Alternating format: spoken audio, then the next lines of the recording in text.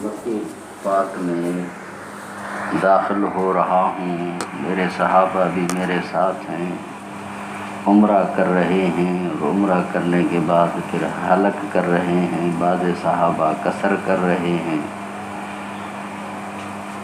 یہ خواب جب حضور صلی اللہ علیہ وسلم نے صحابہ سے بیان فرمایا تو سب صحابہ کی دل کے اندر بھی اشتیاق پیدا ہوا کہ ہم بھی عمرے سے مالا مال ہوں۔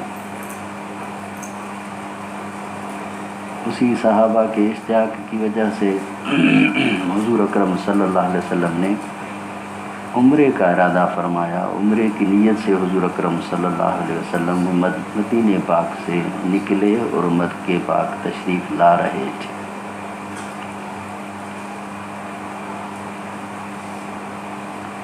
حضور صلی اللہ علیہ وسلم کی غرض جو تھی وہ عمرہ ہی تھا، کوئی اور غرض نہیں تھی آپ صلی اللہ علیہ وسلم کی۔ لیکن چونکہ مشرکین مکہ تو آپ صلی اللہ علیہ وسلم سے اور جماعت سے چڑے ہوئے تھے، ان کو تو بس بہانہ ہی چاہیے، اس لیے کوئی بھی حضور صلی اللہ علیہ وسلم کی نقل حرکت جب مشرکین مکہ کو معلوم ہوتا تھا تو وہ چوکنا ہو جاتے تھے۔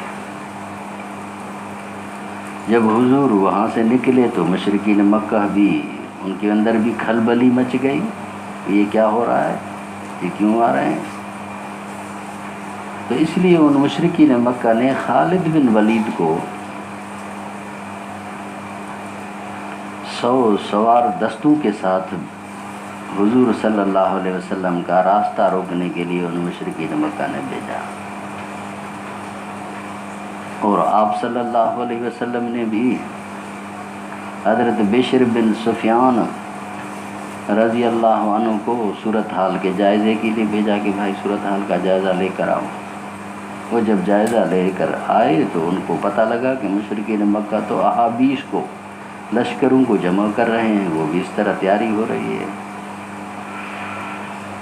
آپ صلی اللہ علیہ وسلم نے فرمایا کہ خالد بن ولید بھی جو ہے وہ نکل چکا ہے، وہ بھی اپنے سواروں کے ساتھ ہے، لہٰذا ہم راستہ چینج کر کے دوسرا راستہ ہم اختیار کرتے ہیں، چونکہ جس سائڈ پر جو عام آنے جانے والا جو راستہ تھا اس راستے پر خالد بن ولید اپنے ساتھیوں کے ساتھ کھڑے ہوئے تھے، اس لیے آپ صلی اللہ علیہ وسلم نے سنگ لاخ مشکل راستہ جو مکے کی طرف آتا تھا، آپ نے اس کو اختیار فرمایا، اور اس کو اختیار کرتے کرتے جب آپ صلی اللہ علیہ وسلم حدیبیہ کے مقام پر پہنچے، یہ حدیبیہ یہ کنواں ہے جہاں پر لوگ پانی وغیرہ اپنے جانوروں کو پلاتے ہیں سفر والے، اسی کنویں پر جب آپ صلی اللہ علیہ وسلم پر پہنچے، بلکہ اس سے پہلے جب غدیر اشتات پر آپ صلی اللہ علیہ وسلم پہنچے تو اسی غدیر اشتات پر پہنچنے کے بعد حضور صلی اللہ علیہ وسلم کی ناکہ مبارکہ آگے جانے سے انکار کر رہے ہیں، خلعت القصویٰ، کہ قصویٰ جو ہے وہ آگے جانے سے انکار کر گئی، اٹھ نہیں رہی تھی، چل رہی تھی۔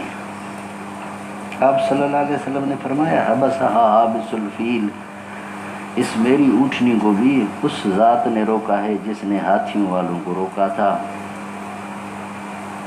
آپ نے فرمایا کہ میرا مقصد کوئی بھی لڑائی نہیں ہے، صرف میرا مقصد یہ ہے کہ ہم عمرہ کریں اور میرے ساتھی بھی عمرہ کریں، اور میں ہر لحاظ سے مکہ پاک کی حرمت کو، عظمت کو ملحوظ رکھوں گا، کسی قسم کی کوئی ایسی چیز نہیں کروں گا جس سے مکہ کی حرمت میں، عظمت میں فرق آئے۔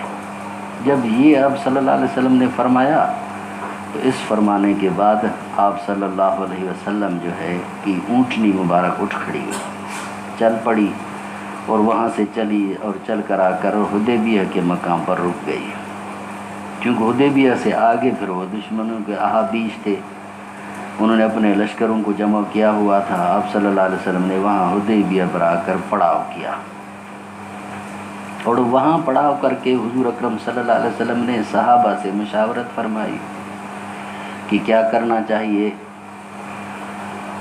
आया हमें उन लश्करों पर जो लश्कर शामिल हैं उन कबाइल के घरों पर हमला कर दें ताकि वो लोग परेशान होकर मुशरिकीन मक्का को छोड़कर अपने घरों की हिफाजत की तरफ आ जाएं, ताकि किसी तरह तो उनकी इज्तमाइयत को तोड़ें।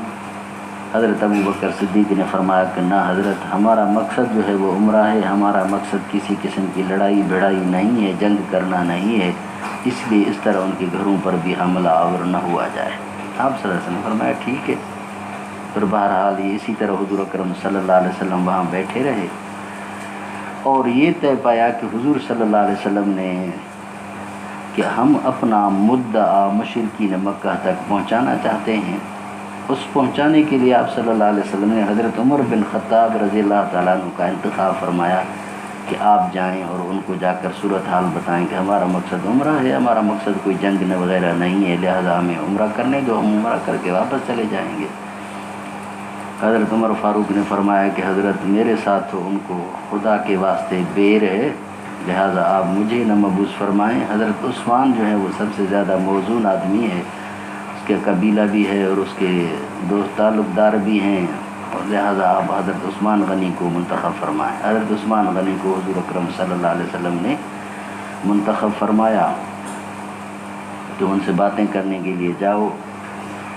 उससे पहले बुदैल बिन वर्का, ये हुज़ूर अकरम सल्लल्लाहु अलैहि वसल्लम के साथ भी ताल्लुक़ रखता था। बाज़ रिवायत में आता है कि इस्लाम ले आया था लेकिन इस्लाम का ऐलान नहीं किया था। मुशरिकीन मक्का के साथ भी उसी की यारी थी, दोस्ती थी, उनके पास भी आया जाया करता था। हुज़ूर सल्लल्लाहु अलैहि वसल्लम ने बुदैल बिन वर्का को पूरी मुद्दा बतलाई, फरमाया कि आप मुशरिकीन मक्का को जाकर समझाओ कि खामखा के लिए वो जंग के लिए पंगा न लें। मुशरिकीन मक्का उहुद में, बदर में शिकस्त खा चुके हैं, उनको कहो कि हमें यकसू होकर काम करने दो। अगर बिलफ़र्ज़ हमें फ़तह हो गई तो फ़बिहा, अगर न हुई तो फिर तुम्हारे साथ हैं, तुम्हारा मैदान साफ़ है। तो उनको ये जाकर तुम समझाओ कि कुरैश खामखा के लिए इस तरह के ज़िल्लत के फ़ैसले न करें, अपने कौम को इम्तिहान में न डालें। बुदैल बिन वर्का जब मुशरिकीन मक्का के पास गया तो मुशरिकीन मक्का को बताया कि मैं हुज़ूर का पैगाम लाया हूँ, इजाज़त हो तो मैं बयान करूँ। अकरमा बिन अबी जहल और दूसरे बड़े बड़े जो नौजवान थे उन्होंने कहा कि कोई ज़रूरत नहीं हमें किसी पैगाम वगैरह की। लेकिन जो मुअम्मर किस्म के लोग थे, बूढ़े, उन्होंने कहा कि ना बताएं आप क्या पैगाम लाए हैं। तो वो हज़रत बुदैल बिन वर्का ने वो पूरा पैगाम बतलाया कि ये हुज़ूर सल्लल्लाहु अलैहि वसल्लम फरमाते हैं कि मेरा मकसद उम्रा करना है, मेरा मकसद जंग नहीं है।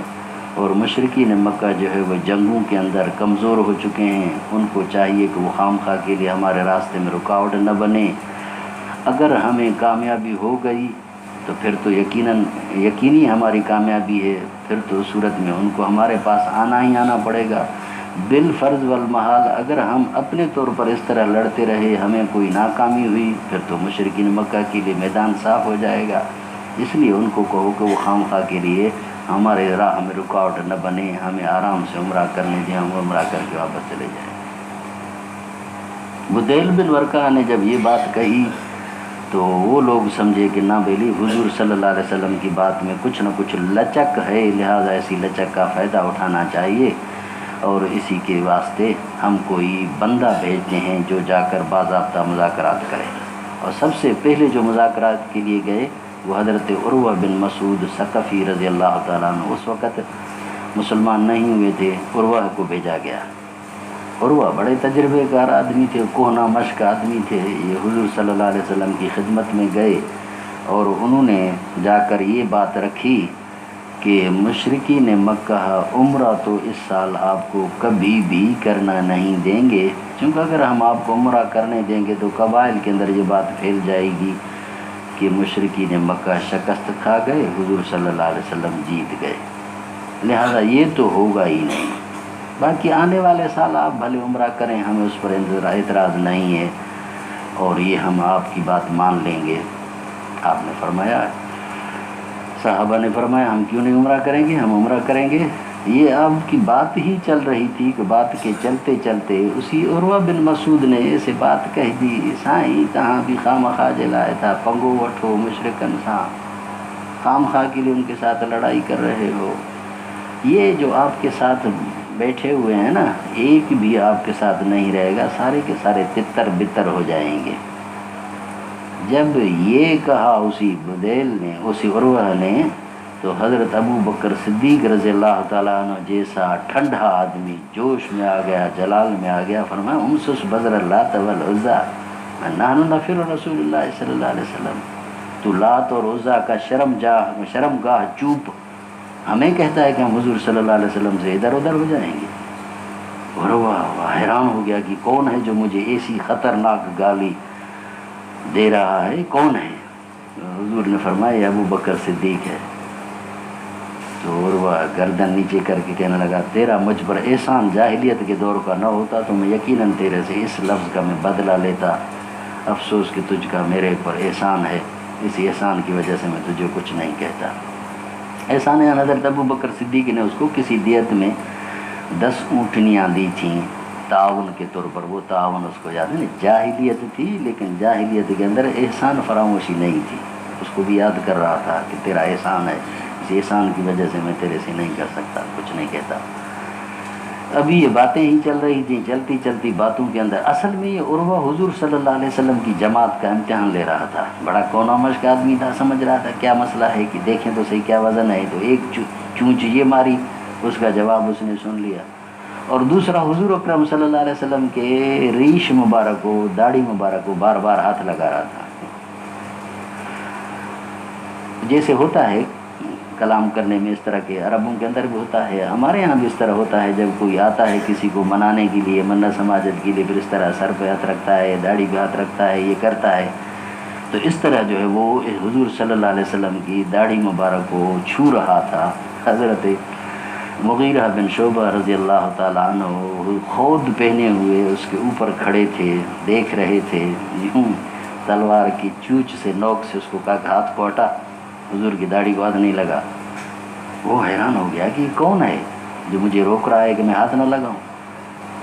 پوچھا حضور سے کہ یہ کون ہے؟ آپ نے فرمایا تیرا بھتیجا مغیرہ ہے۔ تو وہ کہنے لگا مغیرہ، میں نے تو تیرے اوپر اتنا احسان کیا ہے کہ میں تیری چٹیاں اب تک میں بھر رہا ہوں، اور تو مجھے اس طرح کی جو ہے وہ طعنہ نہیں کر رہا ہے۔ وہ کیا چٹی تھی اس نے بھری تھی؟ وہ یہ تھا کہ حضرت مغیرہ بن شعبہ جو ہے کہ بنی مالک کے کچھ لوگوں کے ساتھ مقوقس بادشاہ کے پاس گیا تھا، اسے ملنے کے لیے وفد کے طور پر گئے تھے۔ تو اس بادشاہ نے جو ہے وہ، اس کا تعلق کسریٰ سے تھا، اس نے انعام کے طور پر جو ہے اس کو انعام کم دیا، ان بنی مالک کے لوگوں کو انعام زیادہ دیا۔ اس پر اس کو بڑی چڑ تھی کہ مجھے انعام کم کیوں ملا اور ان کو زیادہ کیوں ملا۔ جب واپس میں آ رہے تھے تو واپسی میں آتے میں خوب شراب نوشی کی۔ شراب نوشی کے بعد اس نے کیا کیا، مغیرہ نے سب کے سب بنو مالک کے 13 لوگوں کو پھڑکا دیا اور ان کا سامان لے کر حضور صلی اللہ علیہ وسلم کی خدمت میں مدینے آ گیا۔ آپ صلی اللہ علیہ وسلم فرمایا بھائی اسلام تو آپ کا ہمیں قبول ہے، باقی تیرا مال ہمیں نہیں چاہیے، چونکہ یہ غدر کا مال ہے، ہم غدر کے مال سے کوئی تعلق نہیں رکھتے۔ وہی چونکہ اب وہ ان لوگوں نے مطالبہ کر دیا، مطالبہ کیا تو چچا تو یہی تھا نا عروہ، تو اس لیے عروہ کے گلے پڑ گئی یہ چیز۔ اب وہ عروہ جو اسی دیت کو بھر رہا تھا، بنی مالک کو وہ دیت دے رہا تھا، ابھی اس کی قسطیں چل رہی تھی، باقی پیچھے تھی، وہ احسان اس کو یاد آ رہا تھا کہ میں نے تجھ کو اتنا احسان کیا، میں نے تیری چٹیاں بھر رہا ہوں اور تو مجھے اس طرح کی باتیں کر رہا ہے۔ پھر بہرحال یہ سارے صورتحال کا وہ جائزہ لیتا رہا، جائزہ دیتا رہا، یوں جائزہ لے کر حضور صلی اللہ علیہ وسلم کے نشست برخاست کو بھی دیکھا، آپ صلی اللہ علیہ وسلم کے وضو کرنے کے طریق کو بھی دیکھا کہ صحابہ کس طرح آپ کے غسالہ پر جو ہے وہ جھپٹ رہے تھے، کیسے اس تبرک کو اپنے بدن مبارک کو مل رہے تھے، لگا رہے تھے، سب کچھ ہی جی دیکھتا رہا۔ اور دیکھ کر گیا اپنے مشرکین مکہ کو اس نے رپورٹ دی کہ میں نے دنیا جہان کی حکومتیں دیکھی ہیں لیکن ایسے فرما بردار میں نے کہیں نہیں دیکھے۔ یہ ہے اس مشرک کا تبصرہ صحابہ کے بارے میں کہ میں نے ایسے فرما بردار کہیں نہیں دیکھے کہ جو اتنے فدا ہوتے ہیں اس نبی پر کہ وہ نبی اگر تھوکتے ہیں تو اسی تھوک کو بھی اٹھا کر اپنے بدن کو ملتے ہیں، اگر وہ وضو کرتا ہے تو اس وضو کے پانی کو اپنے بدن پر ملنے کے لیے جھپٹ پڑتے ہیں، قریب ہے کہ آپس میں لڑ پڑیں۔ یہ ان کی حالت ہے۔ میں نے اس طرح کی فرما برداری کسی بھی حکمران کے فوج میں میں نے نہیں دیکھی، اس کے فورسز میں رضاکاروں میں میں نے نہیں دیکھی جو حضور صلی اللہ علیہ وسلم کے صحابیوں کے اندر ہے۔ تو بہرحال وہ لوگ تو اس میں سراسیمہ تو ہو گئے، لیکن باتیں تو ان کو آگے چلانی تھی، اس لیے پھر انسی بدیل کے عروہ کے بعد پھر حلیس بن کنانہ کو انہوں نے بھیجا۔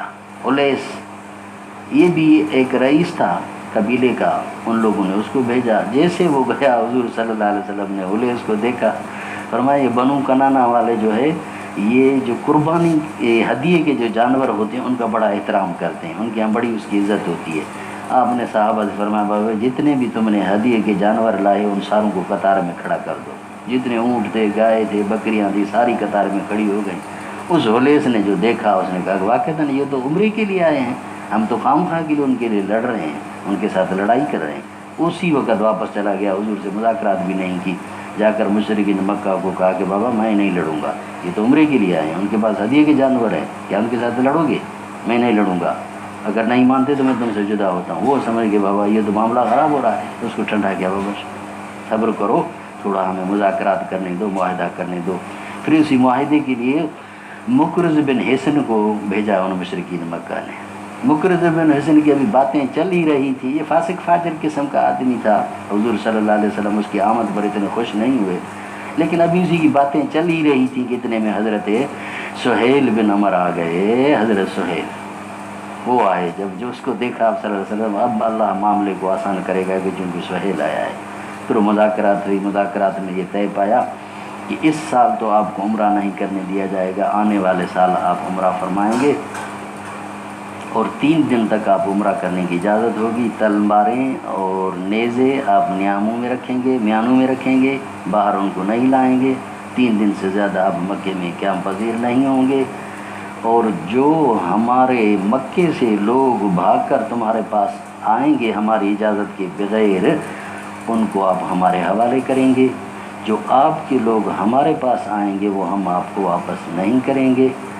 اور اس طرح جو ہے یہ معاہدہ آپ کے درمیان اور ہمارے درمیان 10 سال تک ہوگا، 10 سال تک یہ جنگ بندی ہے، لہذا اس معاہدے کو آپ قبول فرمائیں۔ انہوں نے فرمایا ٹھیک ہے، قبول ہے۔ اس طرح بہرحال یہ معاہدہ طے پایا۔ ابھی معاہدہ یہ چل ہی رہا تھا، لکھائی معاہدے کی ہو ہی رہی تھی کہ حضرت ابو بصیر رضی اللہ تعالی عنہ جو ہے وہ جو سہیل کا بیٹا تھا وہ بیڑیوں کو توڑ کر اور کڑیوں کو توڑ کر اسی وقت حضور صلی اللہ علیہ وسلم کی مجلس مبارک میں آ کر پہنچا۔ سہیل نے کہا کہ یہ بھی ہمیں حوالے کیا جائے۔ آپ نے فرمایا بھائی معاہدہ ہوا ہی نہیں، ابھی حوالے ہونے کا کیا مطلب ہے؟ کہ نہیں یہ آپ کو ہمارے کو دینا پڑے گا۔ آپ نے فرمایا چلو بھائی یہ میاں مجھے دے دو، میں آپ سے کہہ رہا ہوں، کیونکہ رئیس سے کہتا ہے تو احترام دوسرے مانتا ہے، لیکن وہ بھی بڑا ڈیٹ تھا، اس وقت ضد کر رہا تھا، اس وقت ڈیٹ تھا، بعد میں مسلمان ہوا، اس نے بھی بڑی سختی کی نہیں میں نہیں دوں گا، پھر اس معاہدہ ہی نہیں ہوگا۔ آپ صلی اللہ علیہ وسلم نے چلو بابا۔ حضرت ابو بصیر چیخ رہے تھے کہ سائیں منہ کے مجھے حوالے کر رہے ہو، یہ تو ظالم ہیں، انہوں نے مجھ پر یہ ظلم کیے ہیں، یہ ستایا، یہ کیا ہے، یہ وہ کیا ہے۔ بہرحال آپ صلی اللہ علیہ وسلم فرمایا بھائی صبر کر، اللہ تجھے تیرے واسطے تیرے ساتھیوں کے واسطے راستے کو کھولے گا، اسی طرح جو ہے وہ معاملہ آگے چلے گا۔ اس درمیان میں جو ہے وہ حضرت ابو عثمان غنی رضی اللہ تعالیٰ عنہ جب گئے مشرکین مکہ کے پاس، مشرکین مکہ نے کہا کہ ہم آپ کو تو عمرہ کرنے کی اجازت دیں گے، باقی کسی کو ہم عمرہ کرنے کی اجازت نہیں دیں گے۔ حضرت عثمان غنی کو وہیں روک دیا۔ جب روک دیا تو روکنے کے بعد حضور صلی اللہ علیہ وسلم نے صحابہ سے بیعت فرمائی، اسی بیعت کا مشرکین مکہ پر روب پڑا، ارے بابا یہ تو سنجیدہ ہو گئے، یہ تو لڑائی کے لیے تیار ہو رہے ہیں، انہیں تو مرنے مارنے کا فیصلہ کر لیا۔ پھر انہوں نے یہ وفد بھیجے، تینوں چاروں یہ جو لوگ آئے، اسی لیے وفدوں نے آ کر مذاکرات کی، مذاکرات کے بعد جو ہے وہ حضرت صلی اللہ علیہ وسلم نے وہ معاہدہ طے فرمایا، اور معاہدہ کے طے ہونے کے بعد حضور صلی اللہ علیہ وسلم نے فرمایا کہ یہ تمہاری معاہدہ ہے۔ حضرت ابو عمر فاروق رضی اللہ تعالیٰ عنہ، دوسرے صحابہ، حضرت خصوصاً حضرت ابو بصیر رضی اللہ تعالیٰ عنہ کی واپسی، یہ بڑا پریشان ہوئے کہ یہ اسے کیسے سلسلہ چلے گا، یہ تو حضرت ہم ذلت کا سامنا کر رہے ہیں، خصوصاً حضرت عمر فاروق کی رگ بڑک اٹھی، یہ کیسے ہو سکتا ہے، ہم کیسے اتنے جو ہے گھٹیا شرائط پر ہم واپس جائیں۔ آپ صلی اللہ علیہ وسلم فرمایا بھائی میں اللہ کا رسول ہوں اور اللہ تبارک و تعالیٰ کے حکم سے میں جو کچھ کرتا ہوں وہ ہوتا ہے، اس لیے اس مسئلے میں آپ صبر کریں، اللہ تبارک و تعالیٰ ہمیں فتح عظیم سے نوازے گا۔ تو حضرت عمر فرمانے لگے میری تو دل پھر بھی ٹھنڈی نہیں ہو رہی تھی، ادھر ابو بصیر کے حالات کو دیکھ رہا تھا، ادھر شرائط کو دیکھ رہا تھا، یہ کیسے ہو سکتا ہے؟ پھر بھاگے حضرت ابو بکر کے بعد ابو بکر سے بھی یہی کہا، یہ کیسے ہو سکتا ہے، کمزور شرائط پر آ رہے ہیں، کیا ہمیں یہ نہیں ہے، یہ نہیں ہے، وہ نہیں ہے؟ حضرت ابو بکر صدیق نے بھی وہی جواب دیا بعینہ ہی جو حضور صلی اللہ علیہ وسلم نے دیا۔ اس کے بعد عمر فاروق رضی اللہ تعالیٰ عنہ کو فکر ہوا، میں تو حضور صلی اللہ علیہ وسلم کے ساتھ زیادہ اس مسئلے میں گفتگو کر رہا ہوں، اصرار کر رہا ہوں، مجھے تو حضور صلی اللہ علیہ وسلم سے اصرار نہیں کرنی چاہیے، چونکہ ابو بکر صدیق نے اسے یہ کہا تھا کہ وہ عمر صبر کر، حضور صلی اللہ علیہ وسلم اللہ کے رسول ہیں، ایسی ویسی باتیں نہ کر۔ جب یہ حضرت ابو بکر صدیق نے حضرت عمر فاروق کو کہا تو حضرت عمر فاروق کو ہوش میں آ گئی، یہ کیا ہو گیا؟ جو آدمی اس طرح کا روب دار ہوتا ہے وہ کبھی کبھار ایسی باتیں بھی کبھی سوچ لیتا ہے، تو عمر فاروق کی پھر سوچ میں آیا، اوہ واقعتاً یہ تو صحیح کہ حضور صلی اللہ علیہ وسلم رسول ہیں، وہ تو رسول جو کچھ کرتے ہیں وہ اللہ کے حکم سے کرتے ہیں۔ ابو روایت میں آتا ہے حضرت عمر فاروق رضی اللہ تعالیٰ چھپتے پھر رہے تھے، استغفار پر استغفار بھرمار کر دی استغفار ہوتی ہے نا، ہانے نا اساں جا ماण्हू हूंदा अथव कंहिं वीचारनि जी का नौकिरी बोकिरी ख़तमु थी वेंदी आहे या लेब में हूंदो न, डिगियूं तस्बीहूं ठहियल हूंदियूं अथनि, वहीं पढ़ते रहा। मैं भी इसी तरह नमाज़ों पे नमाज़ें और इस तरह तस्बीहात में तस्बीहात, इस्तिग़फ़ार पे इस्तिग़फ़ार पढ़ रहा था, कहीं अल्लाह की तरफ से कोई वही ना आ जाए। और इतने तक जब अल्लाह की तरफ से वही नाजिल हुई, सबसे पहले हुजूर ने मुझे बुलाया, मेरे तो पसीने छूट गए, या इलाही खैर, मेरा तो कबड़ा हो जाएगा। और जब या इन्ना फ़तहना लक फ़तह मुबीना यग़फ़िर लक अल्लाहु मा तक़द्दम मिन ज़न्बिक। तो ये हैं वो बदरी, ये सहाबा हुदैबिया वाले जिनके बारे में इमाम मुस्लिम रहमतुल्लाह अलैह ने मुस्लिम सानी में रिवायत नकल की है, गालिबन आपने पढ़ी होगी, फरमाया ला यदखुलुन नार इंशाअल्लाह मिन अस्हाबि शजरा। ये जो शजरा वाले हैं ये जहन्नम में नहीं जाएंगे, नार इनको नहीं छुएगी। अल्लज़ी बायउ तहतहा, जिन्होंने इसी दरख्त के नीचे बैत की है, इनको कभी भी जहन्नम की आग नहीं छुएगी। इन्हीं के बारे में हुजूर सल्लल्लाहु अलैहि वसल्लम के सहाबा के बारे में अल्लाह तबारक व तआला ने रज़ी अल्लाहु अन्हुम व रज़ू अन्हु कहा, और इन्हीं के बारे में उनको राशिद फरमाया गया। अब उन्हीं के बारे में इस तरह की तानज़री हो रही है तुम्हारी रियासत मदीना के अंदर, रियासत मदीना, और उसी रियासत मदीना के अंदर सहाबा की गुस्ताखी हो रही है और धड़ल्ले से हो रही है। कोई भी शर्म हया नहीं हो रहा हुकूमत को कि कोई टस से मस करे। और जैसे कल हमारे बुजुर्ग थे कह रहे थे कि जनरल साहब आगे अगर किसी जनरल को कोई गाली करे तो आप उसको बर्दाश्त करोगे? हुजूर के उन सहाबा के बारे में इस तरह की बकवास हो रही है और आराम से तुम इसी को सुन रहे हो और हज़म कर रहे हो। अल्लाह तबारक व तआला महफूज रखे। ये सहाबा सहाबा हैं बाबा, सहाबा अगर दरमियान से निकल जाए हमारे लिए बचेगा क्या? हमारे पास है क्या? अता क्या है हमारा? आया है जो कुछ भी आया है दीन महफूज रहा है, सहाबा की वजह से महफूज रहा है। अल्लाह उनकी इज़्ज़त और नामूस को महफूज मामून रखे। तो ग़ज़वा हुदैबिया के सियासी असरात ये हुए, मुहद्दिसीन ने मुअर्रिख़ीन ने बड़े अजीब अजीब इसके बारे में नुकात लिखे हैं कि अल्लाह तबारक व तआला ने, चूँकि हालत जंग थी और दुश्मन के साथ जब आदमी हालत जंग में होता है तो उसकी सही माना में उसके अखलाक और उनकी सलाहियतें और उनकी दूसरी खूबियाँ वो दूसरों पर ज़ाहिर नहीं होती। लेकिन जब हालत जंग ख़त्म होती है तो उसके बाद वो आदमी उन चीज़ों खूबियों से भी मुस्तफ़ीद होता है और आदमी खाली ज़हन भी होता है। तो फिर खाली ज़हन होने की सूरत में वो आदमी सोचने पर भी मजबूर होता है, वो सोचता भी है। तो जब यूँ हुजूर सल्लल्लाहु अलैहि वसल्लम के ये मुआहिदा हो गया है नहीं मुशरिकीन मक्का के साथ, तो उस मुशरिकीन मक्का के मुआहिदे की वजह से हुजूर सल्लल्लाहु अलैहि वसल्लम को गोया कि यकसुई हो गई। चूँकि एक तरफ यहूद थे, दूसरी तरफ मुशरिकीन मक्का थे। अगर मुशरिकीन मक्का और यहूद इकट्ठे होते हैं तो रियासत मदीना को नुकसान हो रहा था। इसलिए हुजूर सल्लल्लाहु अलैहि वसल्लम की दिली तमन्ना थी कि दोनों में से किसी के साथ मुआहिदा हो। और यहूद का तजर्बा आप सल्लल्लाहु अलैहि वसल्लम पहले ही कर चुके थे, चूँकि बनु नज़ीर और बनु कैनका یہ غداری کر چکے تھے. اس لیے حضور کی دل جو تھی وہ اس طرف تھی کہ مشرکین مکہ کے ساتھ معاہدہ ہو تو بہتر ہے. یہود غدار ہے کیونکہ یہودوں نے تو غداری کی تھی حضور صلی اللہ علیہ وسلم سے. مدینے میں آتے وقت بھی تو انہوں نے معاہدہ کیا تھا لیکن معاہدوں کی خلاف ورزی تو یہودیوں نے کی. اس لیے حضور کی خواہش تھی کہ مکے والوں کے ساتھ میرا معاہدہ ہو جائے تاکہ معاہدے کی وجہ سے آزادی کے ساتھ ہم اپنی پیغام کو دنیا جہان تک پھیلائیں. اور اسی دور میں پھر حضور اکرم صلی اللہ علیہ وسلم نے اپنے مکاتب مبارک اور اپنے سفیروں کو بھی اس طرح کے قریب کی حکومتوں کی طرف مبعوث فرمایا. اور اس معاہدے میں یہ بھی طے پایا قبائل میں سے جو قبیلہ جس کے ساتھ ملنا چاہے اس کا اتحادی بننا چاہے اس کو بھی اجازت ہوگی. تو بنو خزاعہ نے حضور اکرم صلی اللہ علیہ وسلم کا اتحادی ہونا قبول کیا کہ ہم حضور کے اتحادی بنیں گے. بنو کنانہ والوں نے کہا کہ ہم مشرکین مکہ کے اتحادی ہوں گے. اب دونوں یہ اتحادی ہو گئے. اس طرح بہرحال یہ حضور صلی اللہ علیہ وسلم کے صحابہ کے اخلاق حسنہ اور ان کی ذاتی اوصاف پھر مشرکین مکہ تک پہنچیں اور قبائل تک پہنچیں. اس طرح پھر لوگ جوک در جوک اسلام میں داخل ہونے لگے. جب آپ صلی اللہ علیہ وسلم اسی غزوہ حدیبیہ پر تشریف لا رہے ہیں اس میں اس وقت 1400 یا 1500 یا 1300 روایت یہی آ رہی ہیں. لیکن جب حضور صلی اللہ علیہ وسلم 2 سال بعد فتح مکہ میں آ رہے ہیں تو 10,000 کی جماعت حضور صلی اللہ علیہ وسلم کے ساتھ. یعنی اتنا گراف اوپر چڑھا گیا اتنا. یعنی اس حالات کی وجہ سے آپ صلی اللہ علیہ وسلم کو فائدہ ہوا. آج بھی جو امریکہ نے ہمارے مسلمان حکومتوں کے ساتھ اس نے جنگ جوتی ہوئی ہے وہ پاگل نہیں ہے. جب 2 سپر طاقتوں کا آپس میں مقابلہ چل رہا تھا سوویت یونین اور امریکہ کا تو اس وقت امریکہ ہماری پیٹھ پر تھا ہمیں تھپکیاں دیتا تھا شاباش شاباش تم بڑے مجاہد ہو.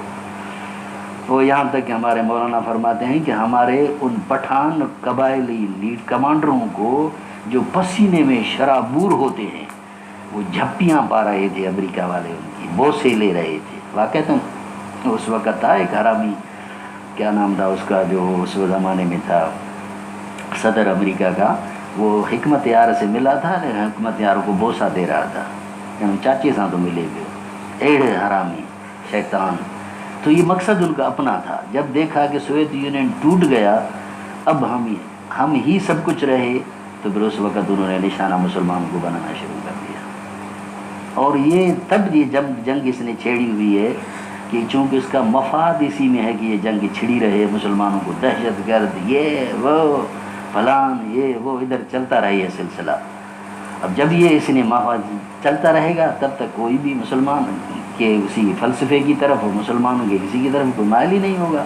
ہاں یہ اور بات ہے اللہ تبارک و تعالیٰ کے تکوینی فیصلے ہوتے ہیں. اس درمیان میں وہ لوگ بھی جو سلیم الفطرت ہوتے ہیں وہ لوگ غور کرنے پر مجبور ہو جاتے ہیں پھر وہ اسلام لے آتے ہیں. اللہ ان کو اسلام کی دولت نصیب کرتا ہے. یہ اور بات ہوتی ہے لیکن جرنلی طور پر مجموعی طور پر وہ لوگ جو ہیں ظاہر ہے اپنے ملک کے ساتھ رہیں گے نا. جو ان کا ملک کا پالیسی ہوگی جو ملک کی نظریہ ہوگا اس کے مطابق رہیں گے. اس لیے ان کو مسلمانوں کے ساتھ لڑائی انہوں نے شروع کی ہوئی ہے. کیسا بھی مسلمان ان کے ساتھ ان کی لڑائی ہے.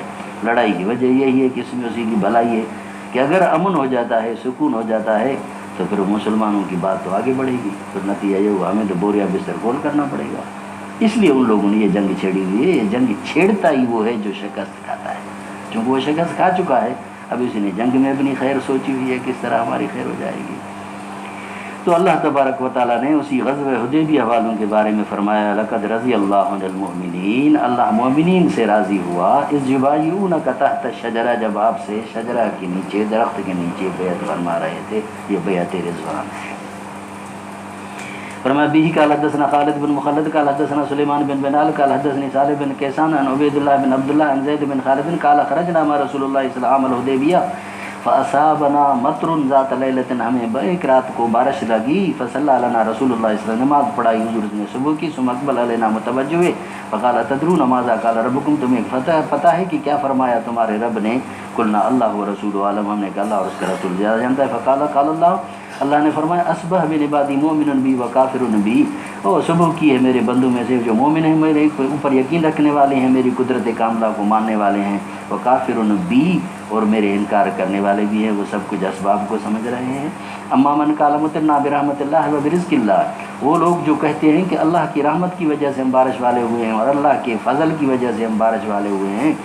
وبفضل اللہ ورزق اللہ فهو مؤمن بی وکافر بالکوکب، وہ میری قدرت پر یقین رکھنے والا ہے اور اسباب کا انکار کرنے والا ہے، اسباب کو محسر حقیقی نہیں ماننے والا۔ واما من قال مطرنا بے نجم قضا، اب جو کہتے ہیں کہ ہم فلاں ستارے کی وجہ سے بارش وارے ہوئے، وہ مؤمن بالکوکب کافر بھی، وہ اس طرح جو ہے وہ کوکب کے پجاری ہیں، اس پر یقین رکھنے والے ہیں اور میری قدرت کاملہ کا انکار کرنے والے ہیں۔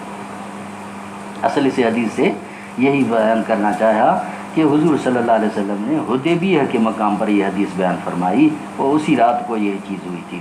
بھی قال حدثنا حدبۃ بن خالد قال حدثنا حمام عن قتادہ ان انس اخبره قال ائتمر رسول اللہ صلی اللہ علیہ وسلم 4 عمرۃ، حضور صلی اللہ علیہ وسلم نے، حضرت انس فرماتے ہیں کہ 4 عمرے فرمائے، کلہن فی ذی القعدہ، سب کے سب آپ نے جو عمرے فرمائے وہ ذی القعدہ میں تھے، الا التی کانت مع حجتہ عمرۃ من الحدیبیہ، مگر وہ والا عمرہ جو آپ صلی اللہ علیہ وسلم نے حج میں فرمایا وہ عمرہ جو حدیبیہ سے وہ بھی ذی القعدہ میں تھا، وعمرۃ من العام المقبل فی ذی القعدہ، اور وہ عمرہ جو آپ نے آنے والے سال فرمایا وہ بھی ذی القعدہ میں تھا، وعمرۃ من الجعرانہ، اور وہ عمرہ جو جعرانہ سے ہوا، حیث قسم غنائم حنین فی ذی القعدہ، وہ جہاں حنین کی غنیمتوں کو تقسیم کیا گیا وہ بھی ذی القعدہ میں تھا، وعمرۃ مع حجتہ، جو آپ صلی اللہ علیہ وسلم نے اپنے حج کے موقع پر عمرہ فرمایا، حجۃ الوداع کے موقع پر، وہ بھی آپ صلی اللہ علیہ وسلم کا عمرہ اسی ذی القعدہ میں تھا۔ یہ حضرت انس کی روایتیں آپ صلی اللہ علیہ وسلم کے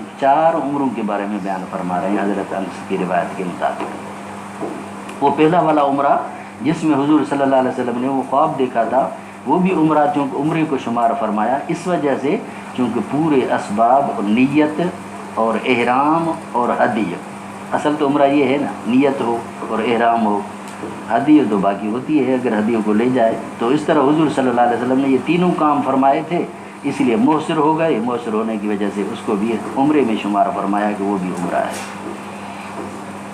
فرما بھی قال حدثنا سعید بن ربیع قال حدثنا علی بن المبارک عن یحییٰ عن عبداللہ بن ابی قتادہ ان اباہ حدثہ قال انطلقنا مع النبی صلی اللہ علیہ وسلم عام الحدیبیہ فاحرم اصحابہ ولم احرم، میں نے احرام نہیں باندھا، صحابہ نے احرام باندھا تھا۔ ممکن ہے آگے چل کر جب میقات کا وقت آئے ہوں، میقات سے جو ہے میقات سے انہوں نے احرام باندھا ہو، یا ممکن ہے انہوں نے احرام نہ باندھا ہو، یا دوسری چیز روایتوں میں آتا ہے کہ حضرت قتادہ رضی اللہ ابو قتادہ رضی اللہ تعالیٰ عنہ کو حضور صلی اللہ علیہ وسلم نے عامل بنا کر دوسرے علاقے کی طرف بھیجا تھا، اس لیے جب دوسرے علاقے کو بھیجا تو ظاہر ہے عمرے کا احرام نہیں باندھیں گے، اس لیے عمرے کا احرام بھی نہیں باندھا انہوں نے۔ فرمایا بھی قال حدثنا عبداللہ بن موسیٰ عن اسرائیل عن ابی اسحاق عن براء قال تؤدون انتم الفتح، فتح مکہ، تم تو فتح شمار کرتے ہو فتح مکے کو، فقد کانت فتح مکہ فتحن، بے شک فتح مکہ کی بھی فتح تھی، وَنَحْنُ نَعُدُّ الْفَتَحَ بَيْعَةَ الرِّضْوَانِ يَوْمَ الْحُدَیبیہ، لیکن ہم جو ہیں وہ فتح شمار کرتے ہیں بیعت رضوان کو جو حدیبیہ کے دن ہوئی تھی۔ كُنَّا مع النبی صلی اللہ علیہ وسلم 14 ہم حضور صلی اللہ علیہ وسلم کے ساتھ 1400 تھے۔ وَالْحُدَیبِیَّةُ بِئْرٌ، فرمایا حدیبیہ کے ہاں ایک کنواں ہے، فَنَزَحْنَاهَا، ہم نے اس کو خوب سینچ لیا، فَلَمْ نَتْرُكَ فِيهَا قَطْرَةً، ایک قطرہ پانی کا بھی نہیں چھوڑا، فَبَلَغَ ذَلِكَ النبی صلی اللہ علیہ وسلم، یہ بات حضور پر پہنچی، فَأَتَاهَا، آپ تشریف لائے، فَجَلَسَ عَلَى شَفِيرِهَا، آپ اس کے کنارے پر بیٹھے، ثُمَّ دَعَا بِإِنَاءٍ، پھر آپ نے پانی چھاگل منگوائی اور پانی کی، فَتَوَضَّأَ، وضو فرمایا، ثُمَّ مَضْمَضَ، کلیاں فرمائیں، وَدَعَا، اور دعا فرمائی، ثم صبہ فیہا، پھر آپ صلی اللہ علیہ وسلم نے اس چھاگل والے پانی کو اسی کے اندر ڈالا، فترکناہا غیر بعید، ہم نے اس کو تھوڑی دیر تک چھوڑ دیا، ثم انہا اصدرتنا ما شئنا نحن ورکابنا، پھر وہ خوب سے بھر گیا، جتنا ہم خوب سیراب ہوئے جتنا ہم نے چاہا، ورکابنا، اور ہماری سواریوں نے بھی جتنا پانی پینا چاہا، اللہ تبارک و تعالیٰ نے اس کے اندر ایسی برکت ڈال دی کہ وہ پانی اس طرح عام جام ہو گیا، ہم بھی خوب سیراب ہوئے، ہمارے جانوروں نے بھی خوب اسے دے دیا۔ یہ حضرت جابر کی روایت میں یہی آتا ہے کہ حضور صلی اللہ علیہ وسلم تشریف لائے، اور اسی تشریف لاتے وقت جو حضرت براء کی حدیث میں یہی ہے کہ حضور صلی اللہ علیہ وسلم کنویں پر تشریف لائے، اور کنویں پر تشریف لانے کے بعد پھر حضور صلی اللہ علیہ وسلم نے یہ دعا فرمائی اور اسی پانی کو اسی کے اندر ڈالا۔ حضرت جابر کی نیچے روایت آ رہی ہے، اسی جابر کی روایت میں ہے کہ حضور صلی اللہ علیہ وسلم کے انگل مبارک سے اس طرح پانی کا فوہارا پھوٹ پڑا۔ تو یا تو یہ تعدد واقعات کا کہا جائے گا، چونکہ یہ جو آپ صلی اللہ علیہ وسلم کی انگل مبارک سے پانی نکلا تھا، یہ عصر کا وقت تھا، نماز کے وقت پانی کی تنگی تھی، اس وجہ سے اس موقع پر یہ چیز ہوئی۔ دو واقعے ہوئے، ایک وہ واقعہ جو شفیرہ پر بیٹھ کر آپ صلی اللہ علیہ وسلم دعا فرمائی، اور دوسری یہ واقعہ، دو جدا جدا واقعہ، پھر تو صورت میں بات ہی ختم۔ یہ بھی ہو سکتا ہے کہ حضور صلی اللہ علیہ وسلم نے اس طرح جو ہے اس کے انگل مبارکوں سے پانی بہا، اور بہنے کے بعد وہی پانی جو ہے صحابہ نے وضو فرمایا، اور وضو فرمانے کے بعد حضور صلی اللہ علیہ وسلم نے فرمایا اسی بچے ہوئے پانی کو جا کر اسی کنویں کے اندر ڈال دو۔ یہ بھی مراد سے ہو سکتی ہے کہ اسی طرح حضور صلی اللہ علیہ وسلم نے اسی کو کنویں میں ڈلوایا، نتیجے میں جب کنویں میں ڈلوایا تو کنواں بھی خوب بھر گیا، پھر اسی کنویں سے بھی ہم پیتے رہے، اور صحابہ نے بھی پیا، جانوروں نے بھی پیا۔ اسی طرح بہرحال حضرت برا اور حضرت جابر رضی اللہ تعالیٰ عنہ کی دونوں روایتوں کے اندر یہی تطبیق کی جائے گی۔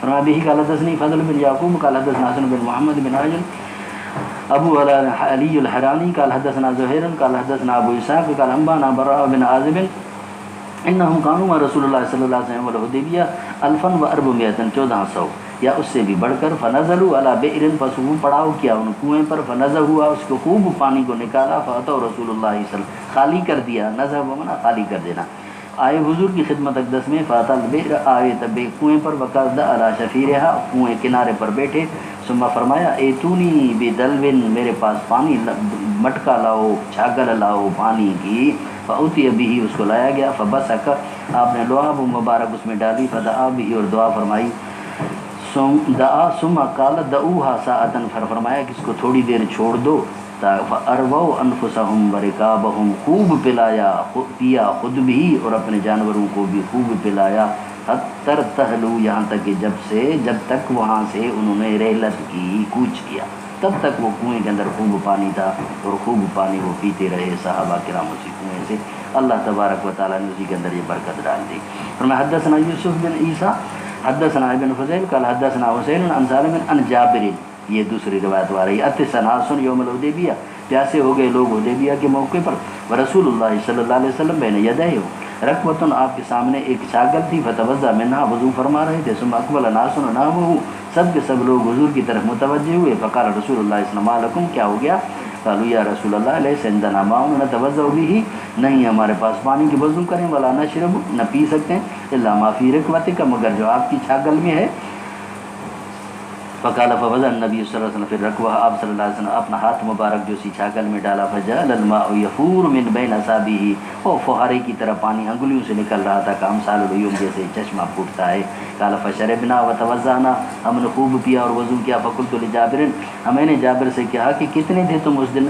قال لو كنا 100,000، اگر ہم 1,00,000 بھی ہوتے، لکفا، تو ہمیں کافی ہوتا، لیکن كنا 15 لیکن اس موقع پر ہم 1500 تھے۔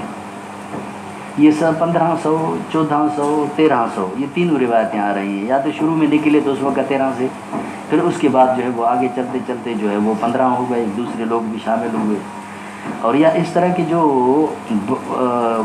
اور بھی تھے اس طرح کے عام آتے ہوئے، یا قصر کو چھوڑتے ہیں، بعض قصر کو شمار کرتے ہیں، جو قصر کو چھوڑتے ہیں وہ شروع تعداد کم ہو جاتی ہے، جو شمار کرتے ہیں انہوں نے پوری کر دی، یعنی 1500، یا اکثر کا بھی روایت آ رہی ہے۔ بہرحال یہ راویوں کے اختلاف کی وجہ سے بھی ہوتا ہے، اور اس طرح کی بھی یہ چیزیں ہوتی ہیں، یعنی 1500 اور کچھ جو ہے صحابہ اس حدیبیہ کے مقام پر معلوم تھے۔ حدثنا سلط بن محمد قال حدثنا یزید بن زريع عن سعید عن قتادہ قال قلت لسعید بن المسیب بلغنی ان جابر بن عبداللہ كان يقول كانوا 1400 قال لي سعید حدثني جابر كانوا 15 الذين بايعوا النبي صلى الله عليه وسلم يوم الحديبية، تابعه ابو داود حدثنا قرة عن قتادة وتابعه محمد بن بشار، ان کی سب بزرگوں نے بھی اسی کی مطابقت کی ہے۔ حدثنا ابو داود حدثنا شعبہ حدثنا علی بن سفیان قال عمرو سمعت جابر بن عبداللہ قال قال لنا رسول اللہ صلی اللہ علیہ وسلم یوم الحدیبیہ انتم خیر اہل الارض، تم روئے زمین پر بھلے میں بھلے انسان ہو، اور جن کو حضور اکرم صلی اللہ علیہ وسلم انتم خیر اہل الارض کا سرٹیفکیٹ عطا فرمائے، اور تم ان کے بارے میں بد کلامی کرو۔ وَكُنَّا أَلْفًا وَأَرْبَعَمِائَةَ أَلْفٍ، ہم 1400 تھے۔ وَقُلُوا كُنْتُ أَبْصَرُ الْيَوْمَ، اگر ہوتا میں آج کے دن مجھے نظر ہوتی اور میں دیکھ رہا ہوتا، لَأَرَيْتُكُمْ مَكَانَ الشَّجَرَةِ، تو میں تمہیں وہ درخت والی جگہ دکھلاتا، لیکن میری نظر ختم ہو گئی ہے، اس لیے اس درخت والی جگہ کا مجھے اب پتہ نہیں لگے گا۔ اگر مجھے نظر ہوتی تو میں تمہیں بتلاتا کہ یہاں حضور صلی اللہ علیہ وسلم نے بیعت رضوان فرمائی تھی. تابعوا من سمع سالما سمع جابرا 1400 1400. وقال عبد الله بن معاذ حدثنا شعبة عن عمرو بن مرة حدثني عبد الله بن ابي اوفى قال اصحاب شجرة 1300 1300. وكان اسلم سمن المہاجرین، بنو اسلم والے مہاجرین کے 8ویں حصے پر تھے. اب مہاجرین کی کتنی تعداد، اسی کے مطابق وہ سمن. بنو اسلم کی جو تعداد تھی وہ 8ویں حصے مہاجرین کے پر تھے، یعنی سمن ان کا تھا، باقی مہاجرین تھے. بھی قال حدثنا ابراہیم بن موسیٰ قال اخبرنا عیسیٰ بن اسماعیل عن قیس انه سمع مرداس الاسلمی یقول وكان من اصحاب الشجرہ یقبض الصالحون الاول فالاول. نیکوکار اٹھتے جا رہے ہیں، پہلے بڑا نیک پھر بڑا نیک. و تبقى حفالة كحفالة التمر والشعير، باقی بچتے رہے ہیں پیچھے کی طرف ایسے حفالہ کھجی کا اور جو کا. لا یاب اللہ بہم شیئا، اللہ کو ان کی کوئی ذرا برابر بھی پرواہ نہیں. وآخر دعوانا الحمدللہ رب العالمین. چائے ٹھنڈی ہو جائے گی بابا، تمہیں کیا ہے، ایک دلالہ دیر کر کے آیا ہے. سبحان ربک رب العزت عما یصفون وسلام علی المرسلین.